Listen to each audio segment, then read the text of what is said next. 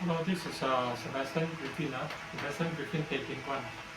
Now, today I would like to talk a little bit about what I require from this Yutong, what I require from the Yutong and US government. So, first of all, I would like to state this that this message is both to the US government and also Yutong's mother and also Yutong's family, which I believe related to the Myanmar royal family. I'm not sure whether related or not. I'm not sure how it relates to the Myanmar royalty, but this is what I need from this is what I need from Yutong's mother. The first is to get me a passport and also a citizenship certificate of citizenship by naturalizations. Now the thing here is that if you to give me a Myanmar, whether it's a diplomatic passport or a normal passport, it is very limited to only a few countries. A diplomatic passport only slightly better than a normal passport. For Myanmar, the country is poor, uh, politically not stable, and also plagued with a lot of problems. And even now, I believe there are civil war going on. I'm not sure whether the civil war is a drama within Myanmar or what. I do not know. But within Myanmar has a lot of problem. Has a lot of problem within Myanmar. First of all, when I look at Myanmar, when I look at it, I know there are rampant corruptions going on. It is either rampant corruptions or the government do not know how to manage the country, because the basic infrastructure now, if a country were to function properly in this modern era, the very first basic requirement is 100% electricity supply to the country nationwide. 100%. For Myanmar, it's only 57%, around 50 to 55%, 50 to 55.7%. Consider 50 to 55% only. So this is one big problem, electricity. Then the second biggest problem is water supply, potable water. In fact, potable water is the most important. And potable water also not more than half, not more than 50% nationwide. Many do not even have well. They do not even have a capability to dig well on their village. So what I can propose is to acquire the technologies or the machineries necessary for Myanmar to dig well and to create to build a well for, in a rural area, so that people are able to harvest rainwater from the earth. This is the very basic, and also have a proper water treatment, so that the Myanmar people have a potable water and also clean water, a standardized clean water that meet the United Nations minimum requirement. That is the most important. Electricity, water, and then the third is sewerage treatment. Now sewerage treatment divided into two also, same like water. Water supply. Now all these three have two different approach. The first is the centralized system for electricity. Centralized is such as using diesel, natural gas, or this solar farm or windmills, then connect to transformer and distribute to each household or the commercial or industrial. This is a centralized method. A decentralized method is a solar panel or photovoltaic in each individual's property, whether it's a residential, commercial, or industrial. This is decentralized. Now, Myanmar need to create a centralized power supply enough cater for the entire country, then slowly introduce a decentralized system. So this is power, energy, okay? The energy mix cannot solely depend on natural gas. Now, natural gas is the most affordable right now. Of course, I suggest Myanmar to diversify. Natural gas is a good option, but diversify into other sustainable sources or renewable sources. And then water also two approaches. One is centralized, another is decentralized. A centralized system is to harvest, is to create a reservoir. To create a reservoir in a strategic locations and then use the reservoir, the water from the reservoir, treat the water into a state that it is potable, into a quality that is potable or able for people to consume, or consumer to consume clean water, called potable water. The decentralized system is to have a multiple approach. First is to dig a well, to drill a well in each individual to provide, probably to give incentive for private company as well as public companies to have these drilling companies to go around Myanmar and see who need which village or household they need well, dig for them, give them subsidy, and then create the well. So this is a decentralized system, and also to give free rainwater harvesting tank. Rainwater harvesting tank is to harvest the rainwater. Rainwater is already pure. The natural water from the rain is already pure, is already potable. So we do not need any treatment. Normally we do not need any treatment if it is not in the industrial area. If it is a normal area, I do not think they need any further treatment. So rainwater harvesting system, and also the dig well is a decentralized system that Myanmar can deploy. And then for sewage treatment also there are two approaches. The first is to centralized system, whereby I believe Myanmar should create a centralized sewer line, sewer pipe for all the consumer in the cities, in Yangon, in Naypyidaw, in those big cities, Mandalay, to treat the waste, and if possible convert the human waste or the sewage into biogas, and then produce energy, produce electricity or whatever from that. It is doable, it is done in many countries, and I believe Myanmar can also do the same. This is a centralized system. A decentralized system is a septic tank. Install septic tank in each individual's property, each individual real estate, so that those property, those area with a well-drained soil, they're able to install septic tank and use a natural method to treat the sewer. Then this method is more sustainable than a centralized system. But in a city, a centralized system is imperative. That means it's a must.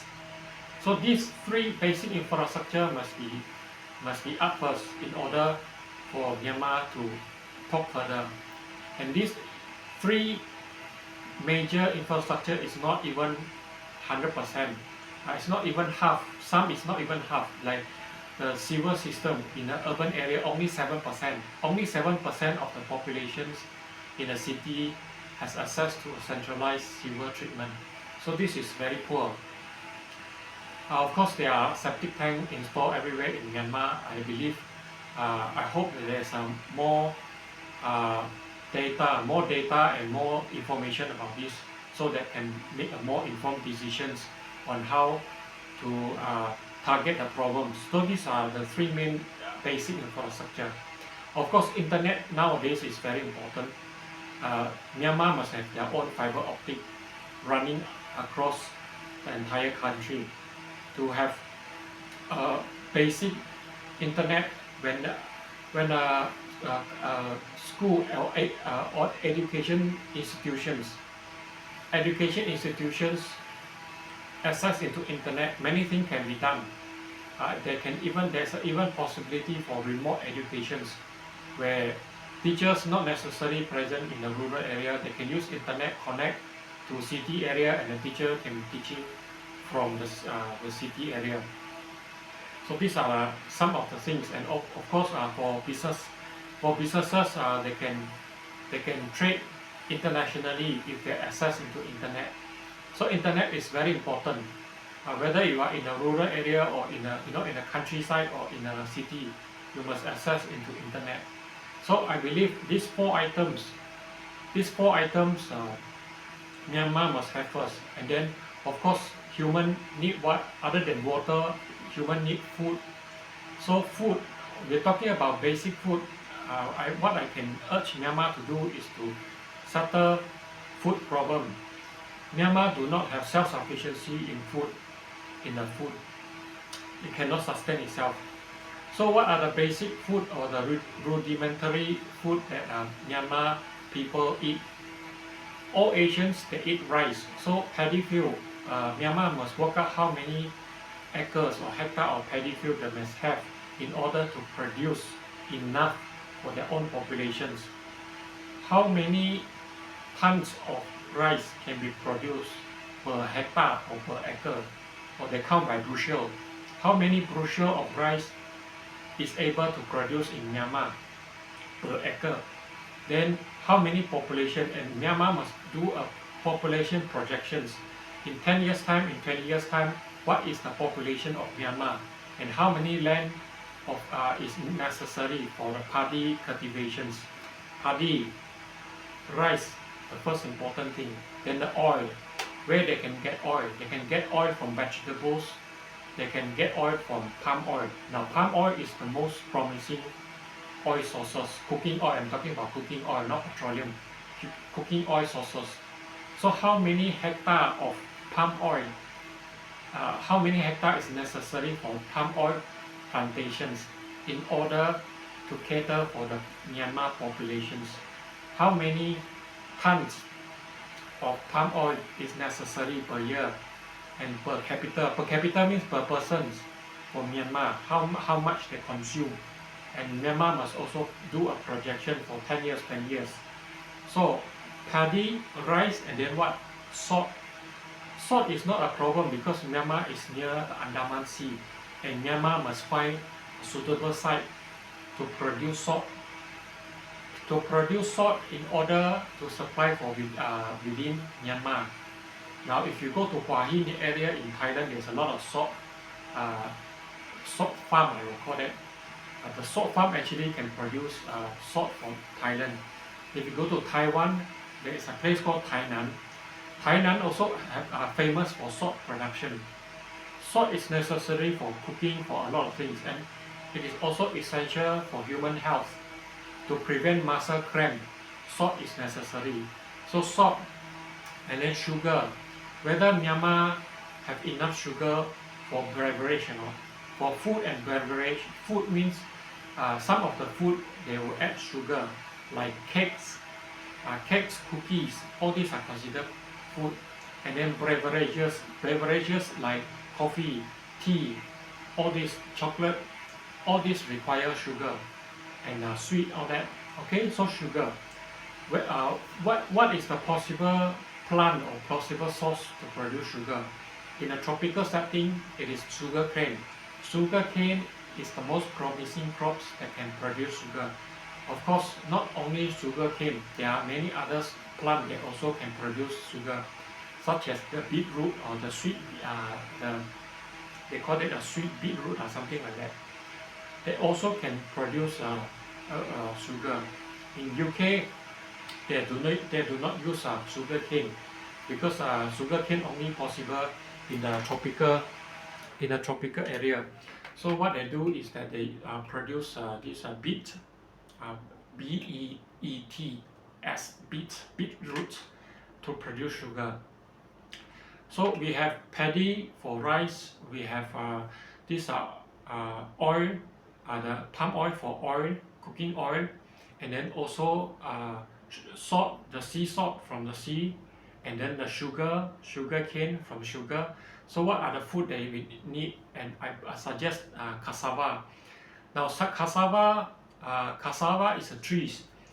Cassava is a trees. Then what cassava produce is tapioca. Tapioca is the tuber of cassava. Tapioca can be produced. It's a very starchy fruit. It's a very starchy fruit where you can steam it. You can steam it and eat. Just peel off the skin. You can ready to eat, or you can use the starch to make flour. Use the starch to make flour, you can make noodles out of it. Now when you make noodles, you can keep the noodles for quite some time, and this quite some time can be a very good source of food to replace rice. Now in the event that the paddy production is affected, you can use tapioca to produce noodles, and these noodles can be alternative food source in replacing paddy. Or in the if the production of paddy is intermittent, that means it is not consistent throughout the years. If the technology is not matured yet, like Thailand is very mature in terms of paddy rice productions, but Myanmar, Cambodia, all these, they are not so matured. So tapioca can be a very good source, alternative, I'll say, can be a very good alternative other than rice, paddy. So what other things? Now when it comes to other food, we are talking about protein now. Now the basic rudimentary food is already settled. This rudimentary food you cannot be changed. So you must have this rudimentary food ready first. How many acres must be allocated for this basic food, and then only you go for protein. Protein, where can you get protein? The best is the chicken eggs. So how many hectare is required for chicken egg productions? And then the second cheapest protein is chicken meat, or in the poultry is chicken meat. That is the cheapest food that you can human produce, chicken meat, and then followed by pork. Of course, in poultry you also got duck. So for poultry, you can divide it into chicken and ducks. So these two very good source of protein is the next best thing. The chicken eggs, chicken, these are the first priority, and then pork, which is come from pig, and then later on must have also cow. Cow for what? Cow for milk productions, milk production for infant. So this, how many land is required for the productions of protein? Myanmar have to work out, and also have to create a center, an agriculture vocational school or university, so that to train professionals, so that the country have enough knowledge, and also a center, a research center that gather all these informations, such as in US they have a department called USDA. USDA is responsible for agriculture in the US. They have all the data necessary, the meteorological data, the soil data necessary for crops productions, because not all type of crops is suitable for all plant. Then only Myanmar talking about cash crop, or crops that can produce good return in terms of money per acre. Then we talk about money. What are the other food, other crops, or other crops? That means it could be food, it could be cash crops, it could be crops that produce like wine and all this, like grapes, all these produce wine, or you can produce liquor, produce this tobacco, or produce others things. If Myanmar want to produce something that is additive means people were addicted to it. Do not produce drugs, because drug is bad for health. Produce something like coffee. People are addicted to coffee. Sometimes there are people who must have coffee every morning, so they must consume coffee, and they must buy coffee bean, and then you can produce coffee bean in order to sell to this group. Produce something that is, if you want a continue or sustainable money, sustainable income, you can produce crops that is not affecting human health, but also additive. At the same time, it's additive. Additive means you are addicted to it. Something like coffee, tea also additive, and cocoa. Cocoa is made of cacao, chocolate, chocolate. You can produce these three things. These three crops, if you can produce well, then you can be rich. Just these three: tea, coffee, and cocoa, and cacao. So this is what Myanmar can do. It's a very good very lucrative crops. Of course, Myanmar climate also suitable for this cinnamon. Cinnamon also very very high value, I would say very high in value, very demandable, and also can produce spices. Now the Europe always import spices from the tropical region. Spices such as cardamom, anista, all this. Produce all this, Myanmar will not run out of money. Myanmar will have uh, enough money, can export, they will not worry about the trade deficit. So this is very important. Agriculture must up first. Myanmar must have food self-sufficiency first, then only talking about industrialization. Of course, while doing agriculture, Myanmar can also produce uh, crops that it can meant for secondary industry. Secondary industry means industrial. For example, bamboo also can use to produce textile, produce fabric. Also can produce a lot of things. Bamboo can also use as a food. The leaf can be used as a wrapping for this dumpling or something like that. And then the bamboo itself can use for furniture, can use for parquet, flooring, can use to make furniture, can use to make handicraft, can also be made into fabric.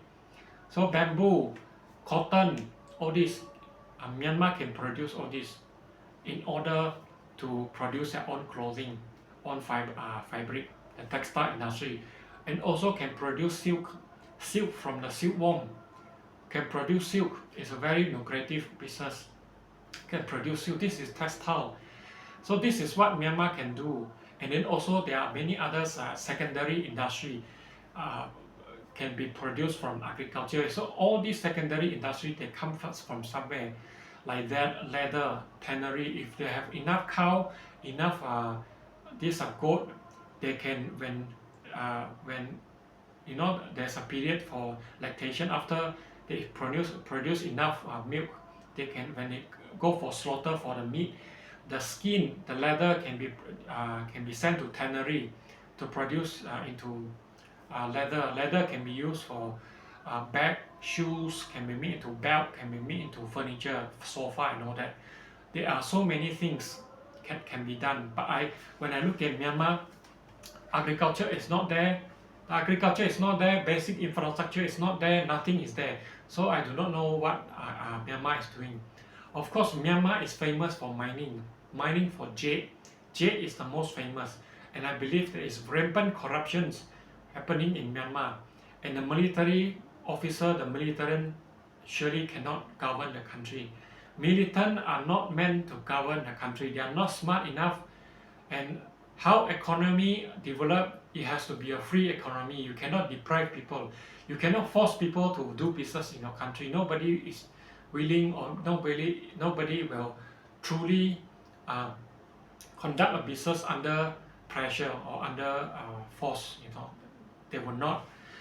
How Myanmar can attract investor is to have to open a free market, and then to have a testimony, to create a conducive environment so that investor can be a testimony for Myanmar. If investor from Singapore, from US, after doing business in Myanmar, they can spread the news that Myanmar has a very conducive environment. Myanmar, for example, labor cost is cheap and all that, and also they have a free market.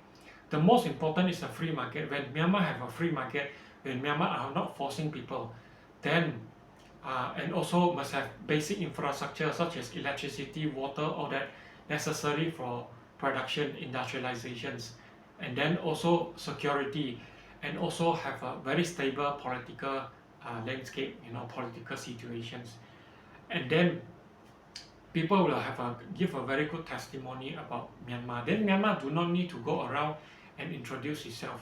Testimony is the best. In Chinese, they say you do not 卖瓜, 自夸自夸. If you're selling the melon, you are promoting the melon, nobody will trust you because you are selling your own melon. You promote your own melon. Nobody know your melon is sweet or what. Nobody know. the best person to promote your melon is not yourself, but your customer. Your customer testimony speak volume. The best marketing strategy is to produce a very good products. And for Myanmar government, the products is to provide all the basic infrastructure, a very stable electricity supply at an affordable rate, and also very good water quality supply at affordable rate, cheap labors at a normal rate, and also have a very good governance. Governance means you must have a very good law. Things have to be transparent. Militant, I'm not saying militant are useless. Militant, their purpose is to secure the government, is to provide security, not chaos. So they do their job. The job is to safeguard the country's security. So do their job, not involved in politics, not involved in economy development. They just go focus on their job, which is security. Okay, so this is what I have to say. Now, if I were to help Myanmar, my suggestion is that all the militants, they have to stay away from economy development. They do not involve themselves in business, because we do not want militant, we do not want to deal with military, we do not want to deal with army in a business setting, in a business arena or business world. We do not want militant to involve. We want a free market. And Myanmar also must have empathy, must have understanding, must have a very clear mind that nobody is going to invest in your country if they are not earning profit. Nobody is coming to a foreign country to give charity, especially when doing business. Unless it's a charity foundation or what, then probably they go there for charity. Any business entity, if they were to invest in a country, they are expecting profit, they're expecting money out of their venture. So what Myanmar have to be very clear in their mind is that they need to attract foreign investor by letting them know that when they come to Myanmar to invest, they will earn profit, and the profit margin or the profitability is as good as other countries. And also Myanmar must create a very stable conditions, politically stable, so that people do not worry about their business. Nobody will invest in a country that always have civil war, always have a political turmoil. Nobody. People go to invest in Singapore because of a very stable political situation, a political landscape, I would say. So Myanmar must also have a very stable politics, do not always have coup d'etat. This is what I can say. And also must have a free market. Free market means people must doing business freely, not under pressure, and not under subjugation or any unfair treatment such as Malaysia. So this is what I can advise Myanmar. The military, I'm not saying they are useless. A military or the defense department or defense ministry, their role is to safeguard the country security. What they do is that they must secure the border, they must make sure the country, Myanmar country, is safe, the sovereignty is safe from invasions. Not mingle in business, do not come into business pictures. Their expertise is to safeguard against any infiltration or any invasion from foreign subject or foreign object. This is the military jobs, not to mingle with politics, not to mingle with economic development or any social development. When a country is rich, when economy development is good, then naturally the government have enough money to give the militant a good life, house, proper food, proper welfare. If a country is the militant always disturb the economic development, nobody will invest in Myanmar. And the militant only succumb to corruptions because they are poor. And they are poor, they are using their power, the force or the militant power to intimidate business people, and this is a vicious cycle. Nobody will invest in Myanmar if they are being threatened, their life are being threatened. Nobody. Like for myself, I do not know who is Yutong's mother. I definitely would not prefer her if I, it's not definitely not my choice, not by choice and not my choice to have Yutong's mother. So under this oppression, this is not operation, oppression or force. It is very hard for everybody, for any businessman to invest in Myanmar. Myanmar must have a free market. The security, this defense department, what they need to do, Myanmar is a huge country. I think it's the largest country in ASEAN. What they need to do is they need to go around to secure the border. First thing is to secure the border. The second is to establish peace and stability within the country. So this is what they need to do. Not mingle with politics, not mingle with this economy development. Economy development, diplomatic relationship, all this has to be established by civilian, have to have a civilian government. Now what I can suggest Myanmar is that if Myanmar cannot move straight away from their authoritarian regime into a democratic system, what they can do is they can have they can have a constitutional monarchy system. A constitutional monarchy or a constitutional a democracy mixed with the militant, where probably each state in Myanmar, probably they have a leader. They have a leader that governs the state. So it is akin to Malaysia, where they have each Malay state, they have one sultan, and then the government is independent from the sultan, the monarchy. So something like that. But of course, in Malaysia, the sultan, most of the sultan origin are dubious. Or if not more, if not most, because 9 of the sultan, their origin is very dubious in Malaysia. So I also urge Myanmar, if Myanmar have some sort of leaders or some sort of royalties that wanted to ascend into the throne, they can either send somebody to represent them on behalf, ascend into throne, and create a constitutional monarchy system where the monarchy have certain power, and also the government or the democratic elected government have certain power to divide the militant. The militant can be power can be held by the monarchy or the king or whatever. You call it a president, or they call it a president. A president could be also can be a local leaders. A local leaders could be also rotating in a rotating fashion. Say for example, if they got 7 leaders, they can rotate to be a paramount ruler that represent Myanmar, something like that. And then every 5 years they can elect. So but the thing is that if they are not sure about their positions, they are not secure, they can be a fixed paramount ruler. That means out of these 7 or 9 or whichever number of ruler, each state have their own ruler, and then within each state they can elect one paramount ruler to represent Myanmar. And this paramount ruler can be appointed within their own groups. So it is not a democracy system, but it's limited. This militant ruler is only limited to the security.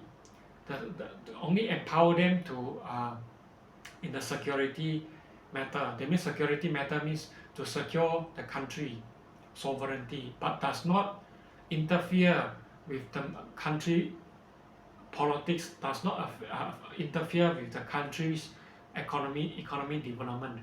So they are militant, they are very good in the military, they're in charge of the military affair. And the democratic elected government, they're smart, they must have, in a meritocracy system where they must go through a thorough examination in order to be eligible for elections. I would prefer somebody that has to go through some meritocracy examination or test or qualification, some sort of qualification in order to be eligible for elections. then these eligible individuals can represent the country to be a minister of finance, minister of prime minister, deputy prime minister, uh, minister of education or something like that. And then they can govern the country properly. One sections the government is democratic elected, and then the other sections where the defense system, the defense ministry is appointed. That means they are fixed positions appointed within certain individual, within certain families. Because the role of a king, the role of a monarch, is to secure the country's sovereignty. If they are good at this, then their job is solely secure the country's sovereignty. Do not mingle with politics, do not mingle with economy. Because how to manage a country nowadays in modern setting is very different from the medieval era. It's very different from the past few hundred years ago. Few hundred years ago is not so complicated. Nowadays, the modern days is very complicated. Not everybody can manage, and it requires a lot of brain, a lot of smart brain in order to function. A lot of hereditary ruler, they are not equipped with enough knowledge and skills to manage a country. Most of them, they do not even pass the examinations. They cannot, they fail academically, they fail, street smart also they fail. They are not street smart, they are not smart. Basically, most of them are stupid. So that's a problem. And this also not only applicable to monarchies, a lot of these are second rich generation. Second rich generation means their father or their grandfather are super rich, and as a result, they do not have the urge, they are not motivated to study properly, so maybe they fail all the subject or whatever, because they do not have the urge to study. So as a result, they become stupid. They become stupid and not able to manage the company. And as for the country, if they are not able to manage the country, but somehow, if they are still brave, they can still take up the defense positions, but definitely not the politics. I'm not saying all the monarchy are stupid. Some of them are quite smart actually. Some of them are smart. They are hardworking. They are thriving in the academy and also in life. But I will say some of them, they take things for granted and they not study properly, they become stupid. So we do not want to take the risk. It is still best to elect civilian to be a government. So this is the best. And of course, the president, which is from the local leaders, can also, in a certain situation, can also fire the prime minister if the prime minister found to be corrupted or what. It must have a check and balance system. It must have a check and balance system, such as the one in US, check and balance, or the one in the Westminster system, the check and balance, in order to prevent corruptions, which I see Myanmar have a lot of corruptions. Education system is definitely not on par. Many things can be done in order to standardize the examination and to prevent fraud, fraud cases where students are given answer or questions before the examinations. One of the solution is to have an open book examination. Open book examination means they can take the reference book to exam. The questions is written in such a way that even you have reference book, you are not able to cheat. You must use your brain. A scenario-based questions, so that you must use your brain to answer the questions. So this is what I can think for Myanmar. Of course, to tailor-made for Myanmar, Myanmar is a different country. Thailand is a different country.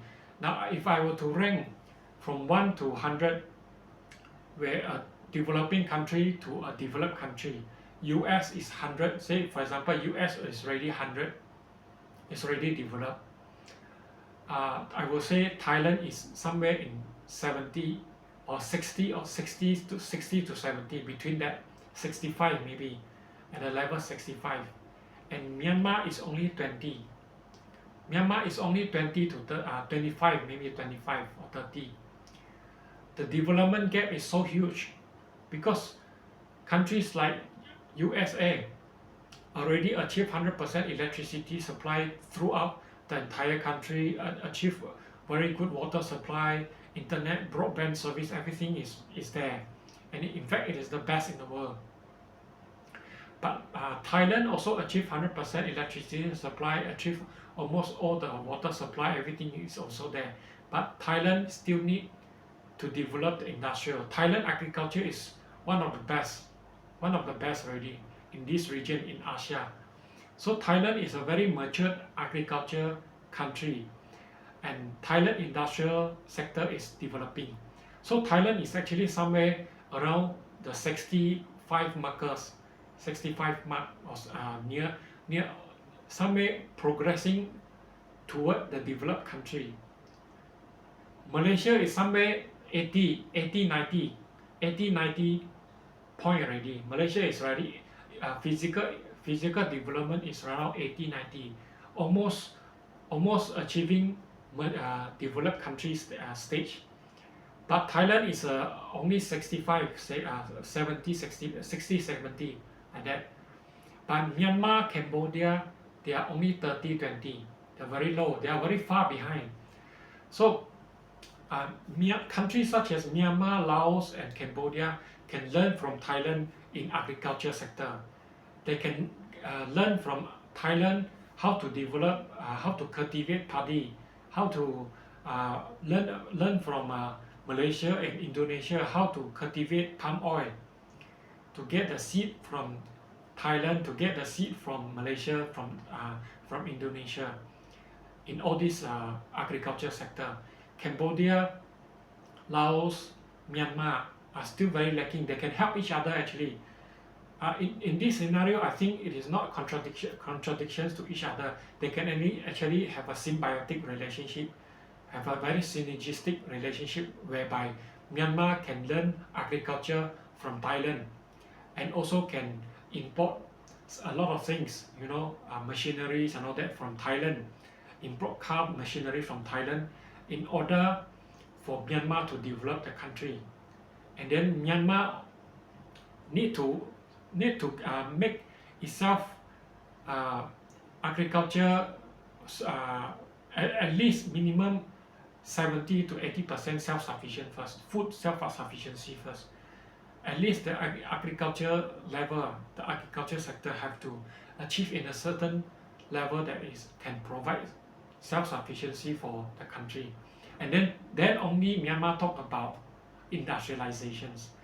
So for now, Thailand already can talk about industrialization, and Thailand also can take this opportunity to help Myanmar, to help Laos, to help Cambodia, because Thailand can develop the industrial sector, can produce tractor, can produce their own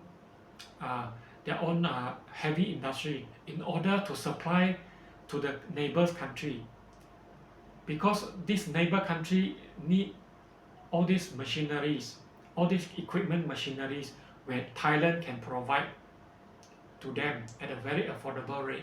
So it is a very synergistic relationship if they can work together. And all these countries are Buddhist country. Myanmar, Buddhist country. Thailand, Buddhist country. Laos, Cambodia are Buddhist country. In fact, can also look in India. And in fact, we can have this railway connecting India to Myanmar, from Myanmar to Thailand, from Thailand to Cambodia and Laos, and also connect to Vietnam and also to China. It can be a very good in terms of connectivity. When the railway, when the road, the highway is connected, the economy will go. And also I also want to talk about transportation. If Myanmar have a proper transportations, I never been to Myanmar, so I do not know what is the situation, but over in Thailand, transportation is okay. I will say the transportation in Thailand, whether in the capital Bangkok, the MRT, the BTS is up to par. is equivalent to a developed country stage. No problem with, in terms of metro, and in terms of uh, bus, or call that a bus, with, whether it's intra-city means within the city, or intercity means within the, between two cities, or international. That means from Singapore, Malaysia to Thailand, or Thailand to Cambodia, or Thailand to this Myanmar, or Thailand to Laos. It is very good conditions. So Thailand, in terms of public transportation, is not a problem. Flight, Thailand have a lot of private company and also national company, the Thai airline. So Myanmar also must have such a facility, such infrastructure, a good connectivity in terms of public transport within the city, between the city, and also between the countries, something like Thailand. Something like Thailand or Vietnam. Vietnam also have a very good connectivity. But in terms of railway, I think Thailand is, in this region, Vietnam and Thailand is almost the same. But there is still a lot of room to develop, because I do not think there is any high-speed rail in Thailand yet. So Thailand probably can develop high-speed rail from Nong Khai to Bangkok, from Bangkok to this Penang. So this is what I can think. And for Myanmar, do not talk about high-speed rail, just a normal railway, or I will say an electrified railway. Develop the railway first, a circle link, then talk about high-speed rail. So this is what I can say. And then also have a proper flight within the cities, within the country, and also to other countries, proper national airline, and then encourage private entity to open airline. In Thailand, they have Nok airline, which is the bird airline. Nok means bird in Thai language. Of course, there is also AirAsia. AirAsia is from Malaysia. There are also other company like Lion Air, or that Lion Air, Garuda, or that.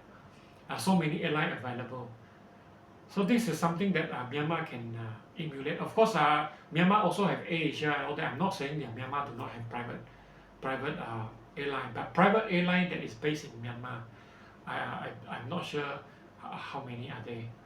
So this is what I can think of. Get the connectivity ready. In terms of public transportation, in terms of building port for cargo, and also the cargo railway.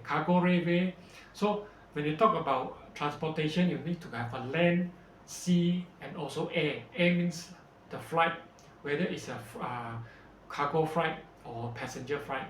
And then land means you can have bus, you can have railway, you can have private vehicle, or this private chauffeur, like taxi, or that.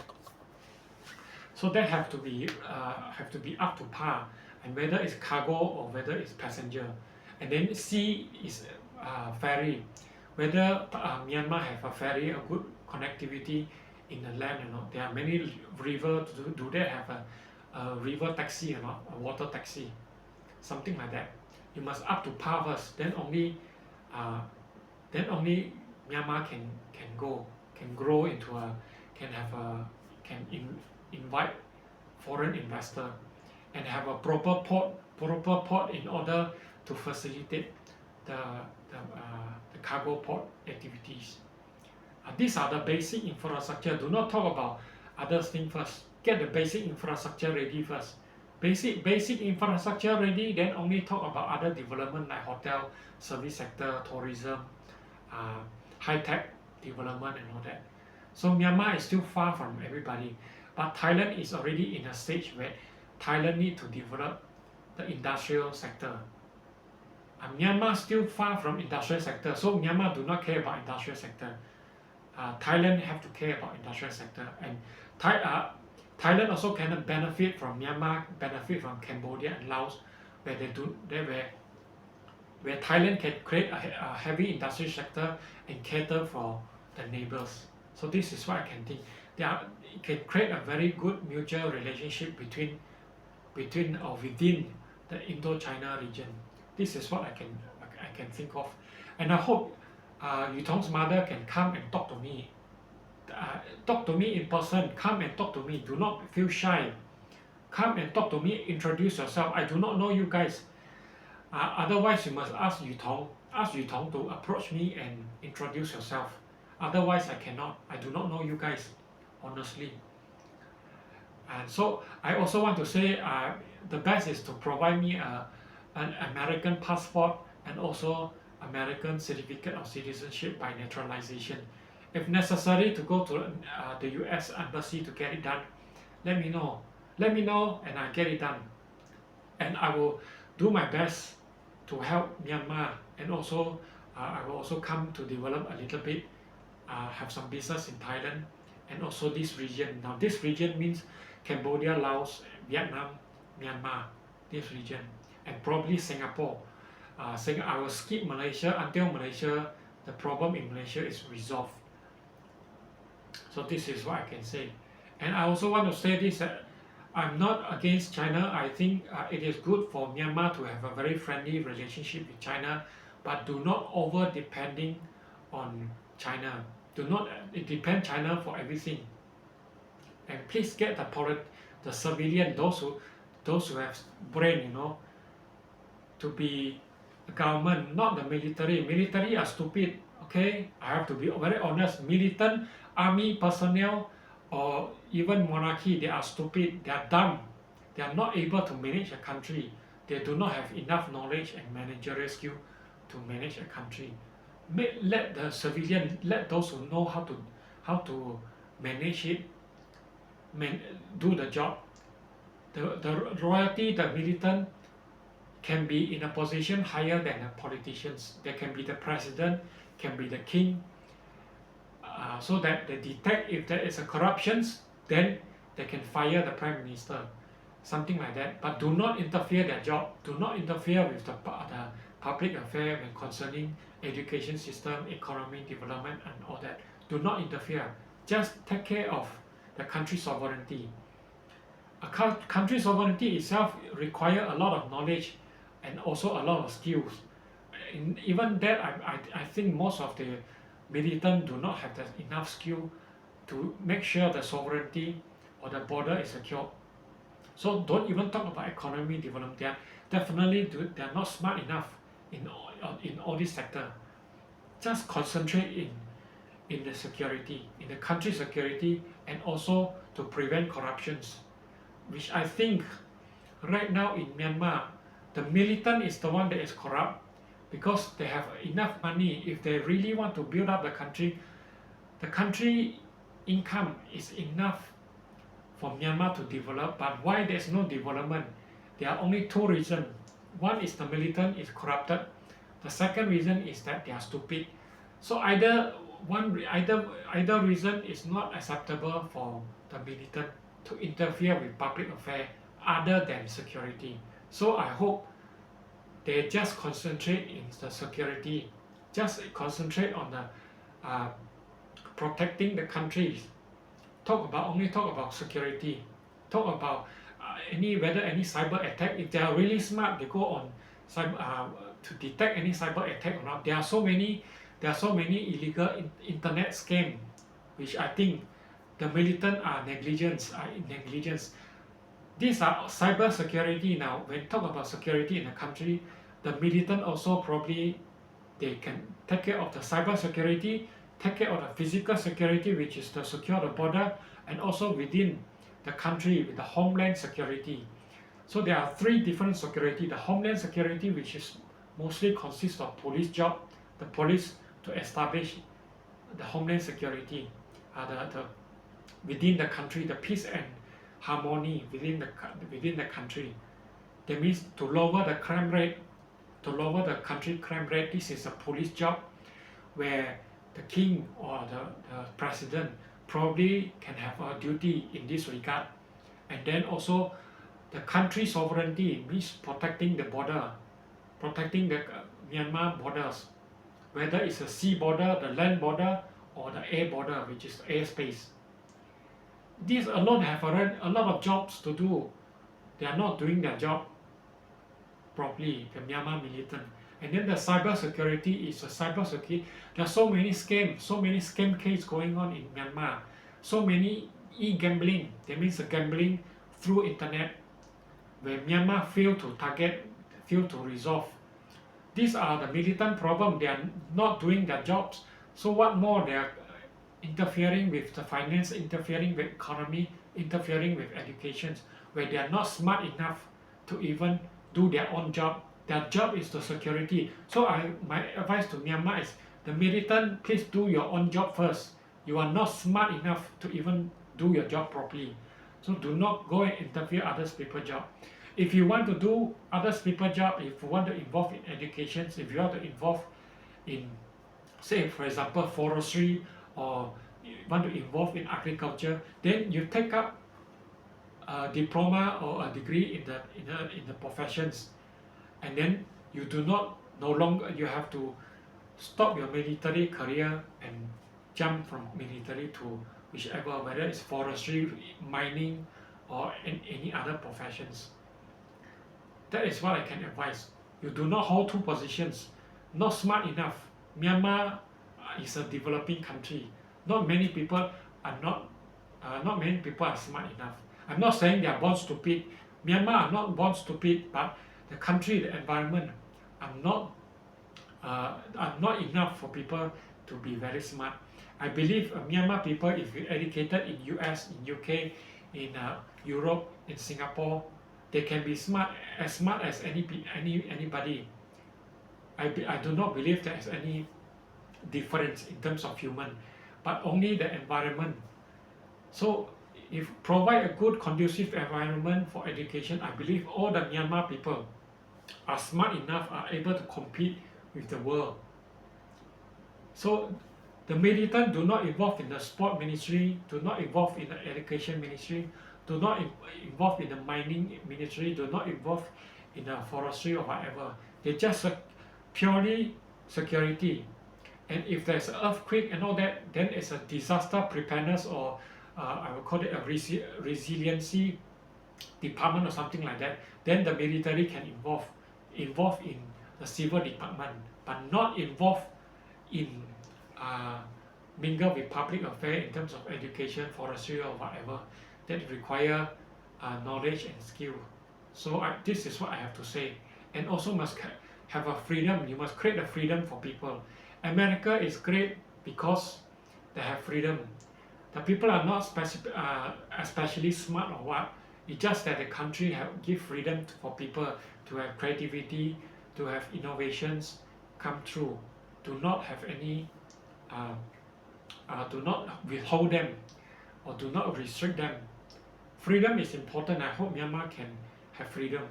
And please create examples for investors as a testimony for other investors to invest in Myanmar. Do not afraid investor gain profit from Myanmar.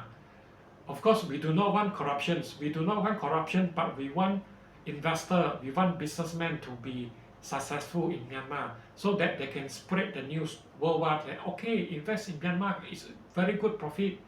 Then everybody will come to Myanmar and invest. A free market, but not corruptions. These are the difference. You can have people can come and invest in Myanmar and earn a good profit, and then have a freedom. You do not force them to invest here. Then they will spread the news to many people. Rich people, they be friends with rich people. They can introduce Myanmar to another rich people. Then Myanmar can have a very good business, a very good outlook for investment. This is what I have to say. Thank you.